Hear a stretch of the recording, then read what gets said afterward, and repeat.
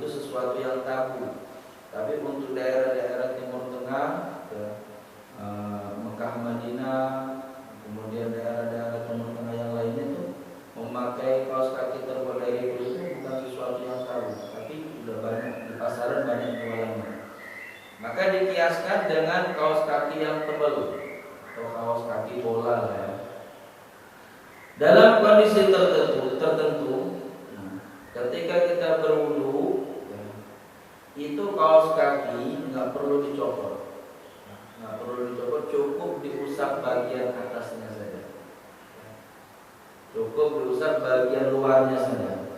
Tapi dengan syarat, boleh berwudu seperti ini dengan syarat yang pertama, bersuci sempurna sebelumnya. Jadi berwudu dulu sempurna ya.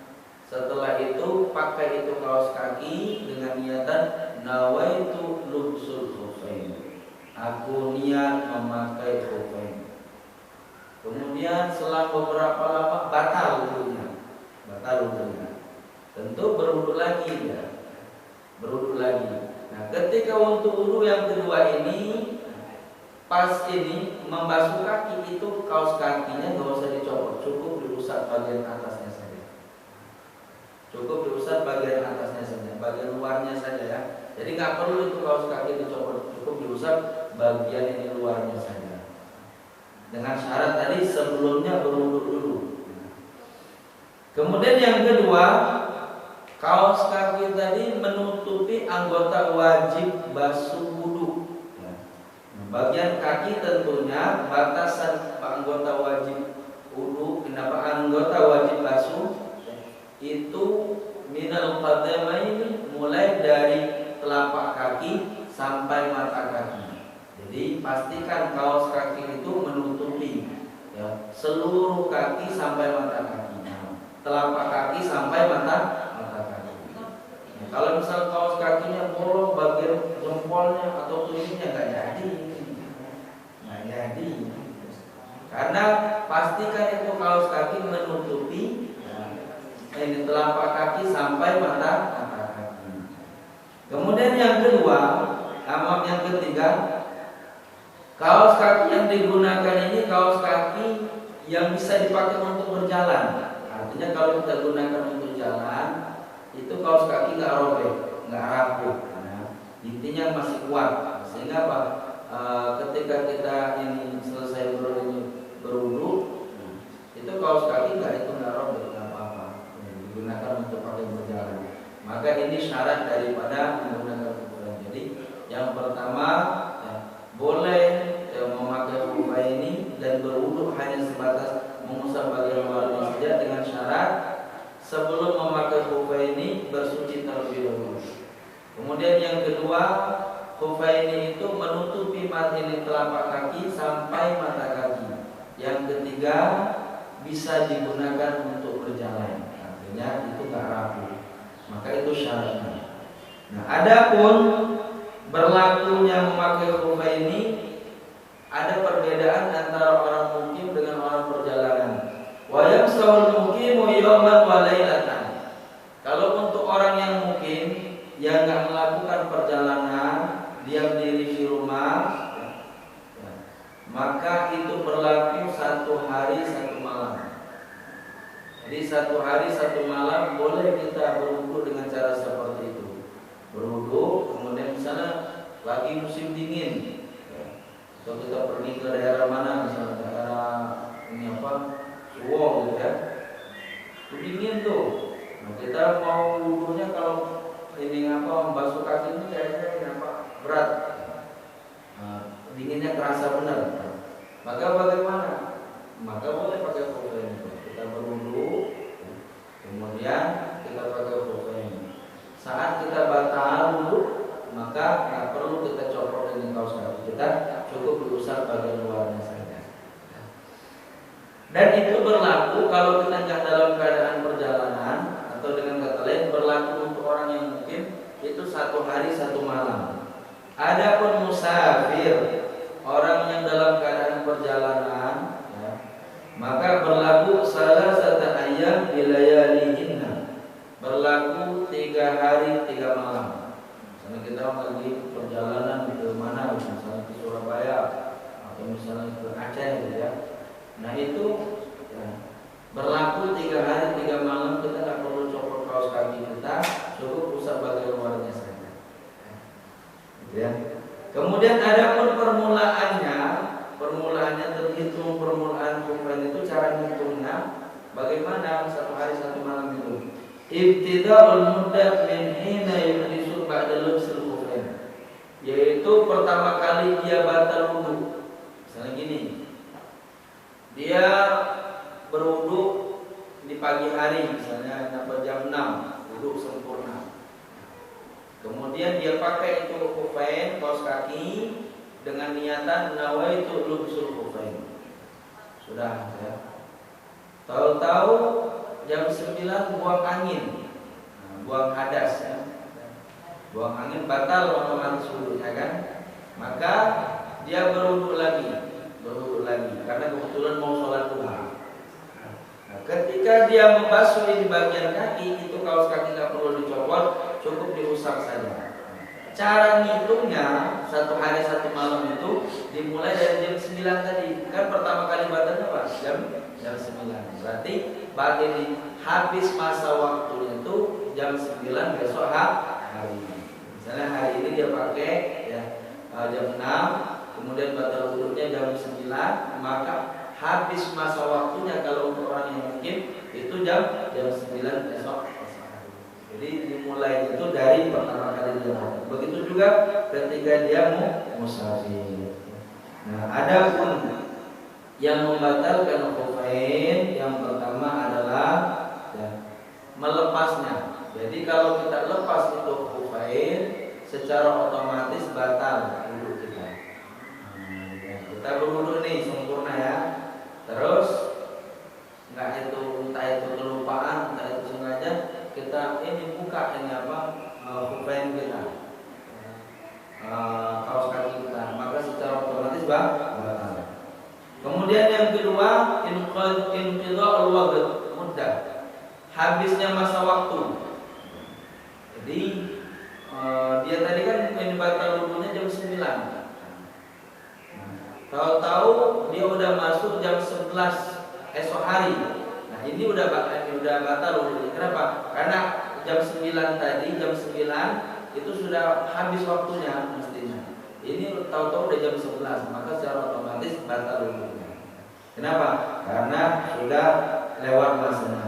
Kemudian yang berikutnya wama yujibul ghusl. Apa yang mewajibkan mandi. Jadi apa saja yang mewajibkan mandi juga ini bisa membatalkan daripada masbul kufain, mengusap kufain. Allahu a'lam bishawab. Sampai di sini ada pertanyaan, silakan. Ya.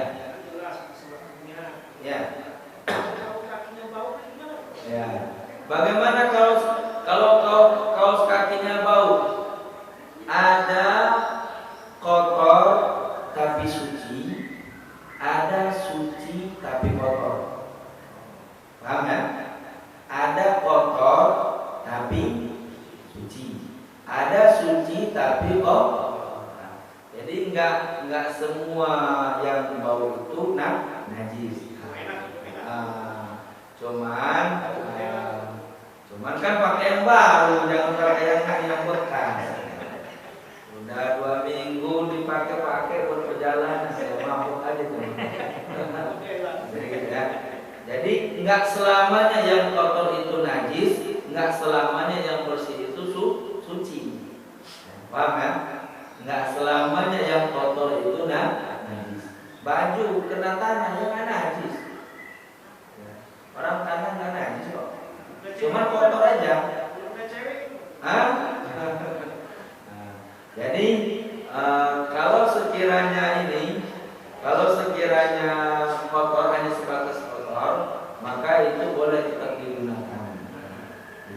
Tapi kalau sekiranya itu najis, maka tentu hukumnya sama seperti kita sholat, ya tentu nggak boleh menggunakan barang yang najis atau pakaian yang najis. Ada lagi?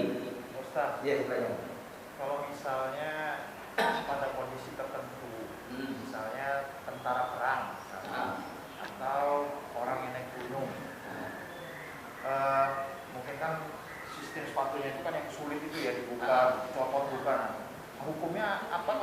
mereka, karena saya pernah lihat Pak Ustaz, mereka sholat pakai sepatu gunung dan sepatu tentaranya itu yang pertama. Kemudian yang kedua Pak Ustaz, bagaimana hukumnya kalau orang sholat pakai kaos kaki? Dia wudhu biasa, tidak pakai kaos kaki, tidak hukum, tapi ketika dia mau sholat dia pakai kaos kaki. Itu hukumnya bagaimana? Terima kasih. Ya, Bismillahirrahmanirrahim. Pertama, bagaimana hukum sholat pakai sepatu tentara ya? Ya, sepatu tentara atau sepatu gunung. Pastikan dulu hukum sepatu tentara itu sama seperti hukum kaos kaki. Kaos kaki dari kulit tadi. Nah, cuman dengan syarat pastikan kaos kaki itu suci dulu.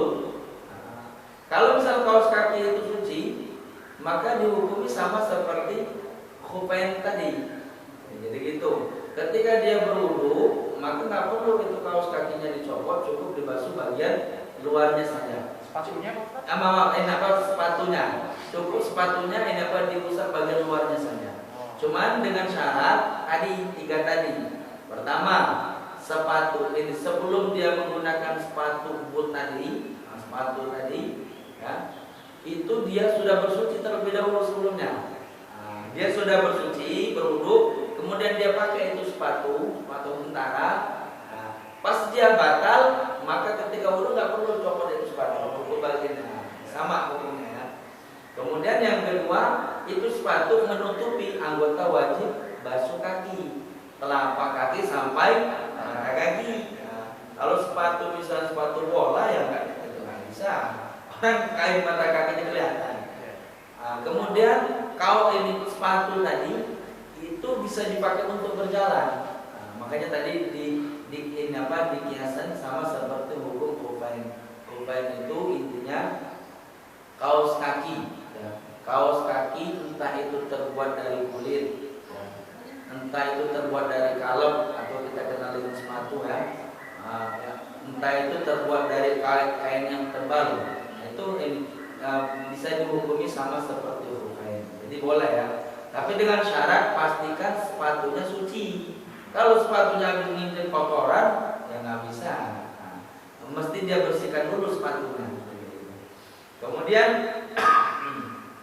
yang kedua, apa hukum orang sholat pakai kaos kaki? Jadi pada dasarnya hukum sholat pakai kaos kaki ya tidak apa-apa. Nah, kenapa? Dasarnya di situ nggak ada nggak ada kemakruhan, juga nggak ada perkara yang itu ini termasuk yang membatalkan. Jadi hukum sholat menggunakan kaos kaki itu sama seperti hukum sholat menggunakan sorban. Jadi nggak jadi masalah. Cuman dengan catatan kaos kakinya sekali lagi suci. Paham ya? Alhamdulillah. Oh iya, silakan. Ya. Bagi orang yang kondisinya sakit belum bisa memenuhi anggota tubuhnya, apakah dioperasi atau memang tidak bisa berbadan sakit rumah sakit? Bismillahirrahmanirrahim. Bagaimana hukum wudunya orang sakit atau dikenal dalam istilah fikih hukum wudunya jababiro. Jababiro itu orang berwudu yang nggak bisa sempurna. Ini ada 2. Kalau sakitnya, kondisi sakitnya itu seluruh anggota wudunya nggak boleh kena air, maka langsung tayamum. Langsung tayamum ya. Tayamum. Nah, kalau sekiranya anggota ini yang nggak boleh dibasuh itu cuma sebagian saja, misalnya contohnya luka yang diperban cuma bagian tangan kanan misalnya.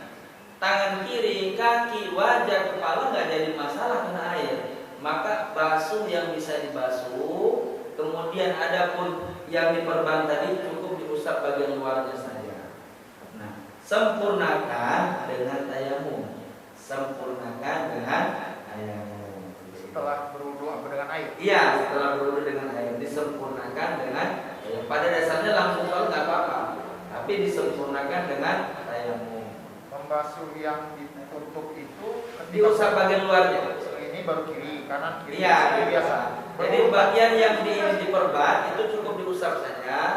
Nah, diusap bukan dibasahi, ya. Ambil air, bersihkan itu air, usap. Nah, adapun anggota yang wajib wudu yang bisa dibasahi itu dibasahi, misalnya contoh gini ya. Yang diperban itu tangan kanan ya. Nah, berarti kan wudunya muka dulu. Habis muka, tangan kiri. Usap ini tangan kanan. Basuh tangan kiri, kepala dan seterusnya. Ya seperti biasa. Cuman di bagian yang nggak bisa dibasuh itu cukup diusap saja. Nah, ada pun prakteknya, tata caranya tentu dibantu sama orang yang sehat. Karena kan ya, dia nggak bisa orang terbaring deh, dalam kondisi sakit atau operasi, otomatis dia nggak bisa berwudu sendiri, maka mau nggak mau dia dibantu. Benar. Bagaimana caranya? Caranya dua. Boleh dia berwudu seperti biasa jika memungkinkan. Nah, kalau nggak memungkinkan, itu yang sehat ambil kain, sapu tangan ya. Kemudian siapkan mangkok. Itu sapu tangan dicelup. Kemudian cukup diginikan. Kalau si yang sakit bisa menggunakan tangannya meratakan itu air dengan tangannya, maka si sakit yang melakukannya. Tapi kalau si sakit ini nggak bisa sama sekali bergerak, maka yang sehat yang meratakannya. Tata caranya. Misalnya ini orang sakit nih, ini orang sakit. Ini yang sehat ambil kain, mangkok, celupin itu kain, kemudian diteteskan, diratakan. Misalnya ini wajah dulu, diratakan wajahnya. Udah rata, udah ya, diperes lagi, ambil lagi, masukin ke ini mangkok tadi. Dan ini nggak dikategorikan mustamal. Kenapa? Alatu li akhdil ma. Kain tadi sama hukumnya seperti gayung. Untuk ngambil air di ember. Kalau gayung itu untuk ngambil air di ember, kalau kain tadi untuk ngambil air di mangkok tadi. Jadi dihukumi sama seperti gayung. Jadi nggak mustamal. Itu tata caranya. Allahu a'lam bishawab. Alhamdulillah. Dan cukup subhanallah wa bihamdihi subhanallah wa bihamdika asyhadu an la ilaha illa anta mudah-mudahan kita dalam majelis ilmu ini Allah Ta'ala berikan pahala bagi kita, ampunkan dosa-dosa kita, Allah mudahkan setiap urusan kita, Allah mudahkan setiap hajat kita, Allah mudahkan di dunia bersama orang-orang saleh, Allah mudahkan di akhirat bersama para kekasihnya Allah subhanahu wa ta'ala. Amin ya rabbal